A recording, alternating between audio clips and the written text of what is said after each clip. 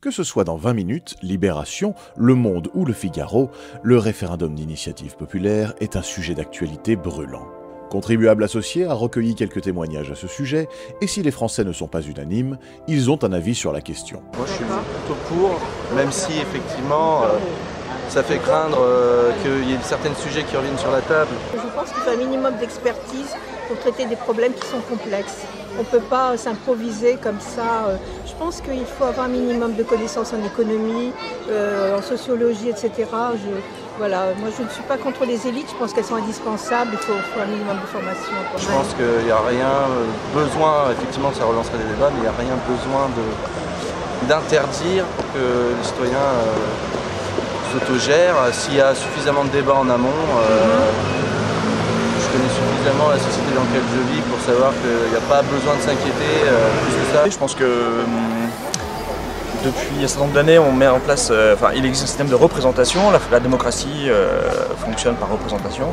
C'est vrai qu'aujourd'hui, notamment grâce à l'évolution des moyens de communication, la plupart des citoyens, je dis bien la plupart, c'est tant qu'on a accès à Internet, ont la possibilité de s'exprimer directement sur les sujets qui les concernent. Donc, ça me semble plutôt c'est une bonne chose de faire évoluer les modes de pratique de l'exercice de la citoyenneté en utilisant ce type de dispositif.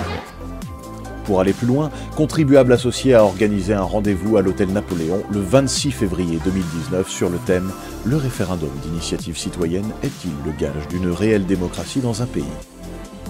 Toutes les personnalités politiques que nous avions sollicitées n'étaient pas disponibles. Néanmoins, certaines se sont déplacées et nous avons accueilli Nicolas Dupont-Aignan qui est venu nous parler de son expérience en tant que maire de la consultation des citoyens.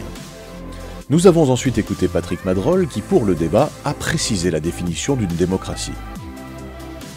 Je vais prendre deux exemples de démocratie et deux contre-exemples de démocratie.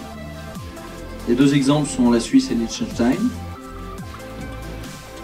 Et les deux contre-exemples sont la France et le Venezuela. Oui, c'est méchant. La conférence s'est terminée par l'intervention à la fois documentée et passionnée de François Garçon. Je dirais que, d'abord, c'est vrai que la majorité simple suffit. Quand Alain parle du système italien, c'est une idiotie. Si vous n'allez pas voter, d'accord, en n'allant pas voter, vous torpillez un référendum d'une grande intelligence. En Suisse, il n'y a pas de majorité. La majorité simple suffit. S'il y a 15% des gens ou 23% des gens qui vont voter, comme une maladie sur les épizooties, l'initiative passe. Ce sont les gens qui se déplacent, qui votent. Et sur les statistiques qu'a donné Patrick, il y a le service des votations de Genève, le service des votations et élections de Genève, donne une statistique très intéressante. C'est 48%. Le taux de participation, c'est pas 40, la décennie 2010-2018, c'est 48%. Donc c'est énorme, 48%.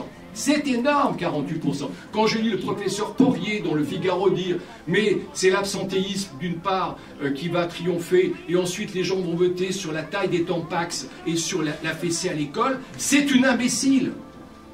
C'est de la démagogie de dire des choses comme ça. Les Suisses n'ont pas voté sur la taille des tampax et sur la fessée à l'école. Ils ont voté sur le SMIC, comme tu l'as rappelé, refusé les 5 semaines de congés payés. Ils ont refusé toutes les mesures démagogiques que les parlementaires français ont votées. Le peuple suisse les a refusées. Et pour le mot de la fin, nous avons bien sûr eu le plaisir d'entendre notre président Alain Mathieu.